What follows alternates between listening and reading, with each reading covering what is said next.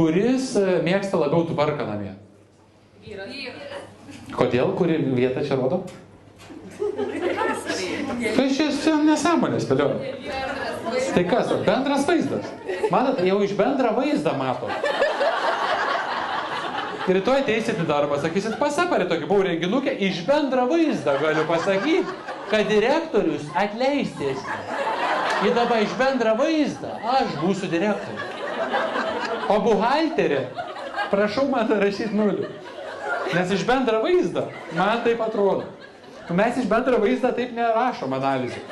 Ir aš parašysiu taip, iš bendrą vaizdą spėju, ką jum gerai viskas. Yra 2 ausis, matau. Į bendrai kalbant, gerai viskas bus. Tai gerai, tai kuris namuose labiau atsakingas už tvarką, už visą kitą?